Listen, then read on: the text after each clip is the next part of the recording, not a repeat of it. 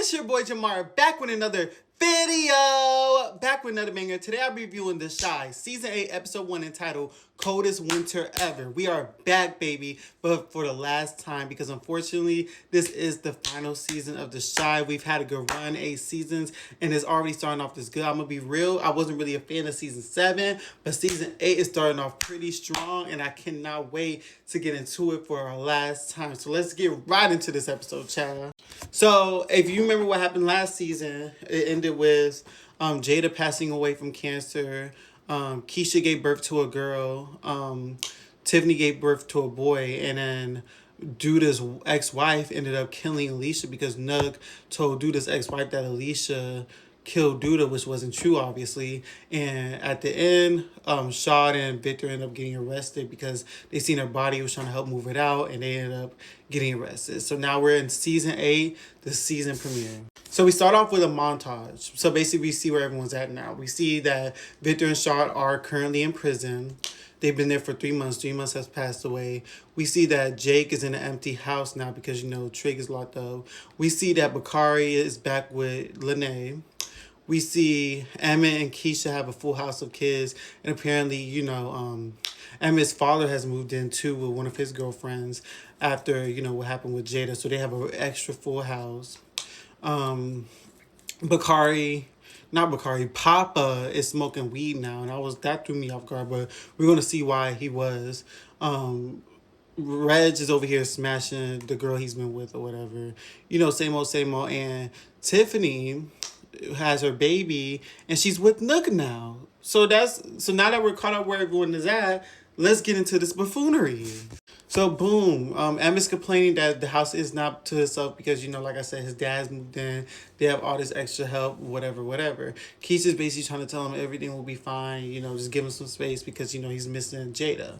Meanwhile, Victor's still mad at Shaw because of the whole Alicia situation because they're both behind bars. And they're basically just like, listen, my alibi will clear it. This and that. There. Long story short, the defender that's trying to defend Shaw basically is telling him that the person that was supposed to be with him that night, Nora or whatever, she's saying that his alibi, she's saying that he wasn't with her that night. And apparently, even though Tiffany did say that Victor was with her, they can't, they have no video evidence of it or something like that. So then Victor's attorney trying to get him to blame everything on Shaw, but he's like, I'm not going for that. Like, Shaw's my boy, this and that and the third. So then the attorney, she has dinner with a friend to try to get information about Nora to see where she's at because they're saying that she disappeared because she's trying to get, she's trying to make sure that Shaw gets off. And in the midst of all this, Shaw's trying to flirt with the attorney, which is stupid. It's like, bro, just let her get you out of prison. Why are you worried about flirting with her? So come to find out, Pastor Ezekiel has passed away and we're at his funeral. That threw me out, girl. I'm like, oh, wow. So, Pastor Ezekiel has passed away during the midst of all this. And apparently, Nook was the one who killed him. So, like I said, Nook and Tiffany are together now. And Emmett comes by to drop off the kids. But, everybody's not feeling the Nook and Tiffany situation because it's like, we don't even really trust this dude.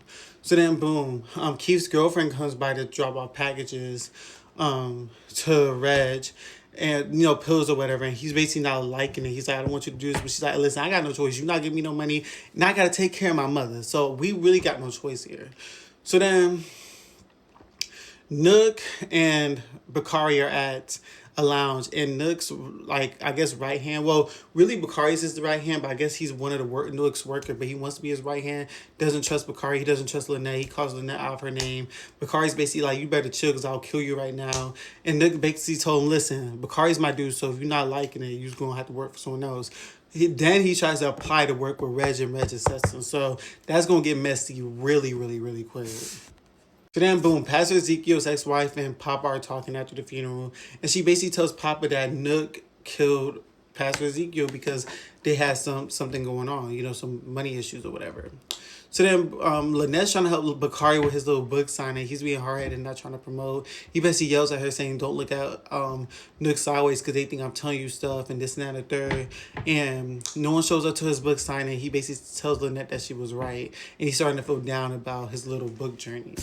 And then one of Emma's baby mamas drops off one of his son. I forgot his name, Damien or something like that, or I don't know. I forgot his name, but I'll learn it as the season goes on. But basically, he drops off his son because I guess he's been fighting, getting into trouble because he hasn't had a father around or whatever.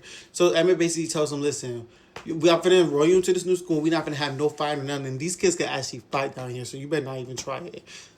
Come to find out, his first day of school, he gets into a fight. He has a black eye. Emma's like, "What the heck?" And he was like, "Do you not even want to know what he said to me?" He said, "I don't care. Fighting's intolerable." So then, later on, goodness gracious. So then, Charles, Pastor Ezekiel's, right hand, is flirting with Damien's ex-girlfriend. Like they used to have something going on. He asks her to dinner. He says that he's celibate and whatever. And she basically agrees to go to dinner with him. Whatever. So then, boom. Darnell is having sex with his girlfriend, and then she's basically trying to tell him, you should move back into your house. And I feel like the reason you don't want to is because Jada. He's basically trying to tell her it's not that, and then he calls her Jada, and they end up getting into it. He ends up sleeping on the couch. Emma asks him what's going on. And then he basically tells Emma that he called her Jada and he misses Jada. In the midst of them talking, whatever, Keisha storms in. Oh, yeah, he also misses the fact that he hasn't proposed to Keisha yet, which, duh, Emmett, give Keisha a freaking ring already, Emmett. Which I feel like he would do after this season. But Keisha storms in and basically tells him that, his son just had a gun at school. So then, they freak out, whatever. So then Reg's girlfriend ends up kicking him out after she finds out about all the legal drug dealings he has going on. And he basically tries to ask Victor to stay with him, stay at his place. Victor saying no. He's like, man, whatever. So then Victor calls Jake and basically tells Jake, don't let Reg stay at the crib. He already asked, and don't let him stay at the crib. And if he does end up going to the crib, I have a gun underneath, the clothes or whatever. I have another gun underneath. Use it if you got to. In the midst of all this, Papa's talking to to Pastor Ezekiel's daughter. They're having, she basically says she loves him. He basically tells her that's why he's been smoking. He doesn't believe in God no more because he took the two most important men in his life. Then Papa goes to talk to Tiffany and asks Tiffany to ask Nook, did he kill Pastor Ezekiel? And he asks Tiffany, does she trust Nook? And she pauses because she really don't trust this man. Because it's like, come on now, girl. Why are you even with him? So then, boom. Reg ends up breaking into the house, throwing a house party. So then Jake storms in with a gun, pointing a gun at Reg. Reg telling him to pull the trigger while his two gunmen have a gun pointed at Jake. Jake's over here with the gun, and Reg tells him to pull the trigger, and that's how the episode ended. So that's how this episode ended, and I will see you guys next week for episode 2 of the final season of The Chi.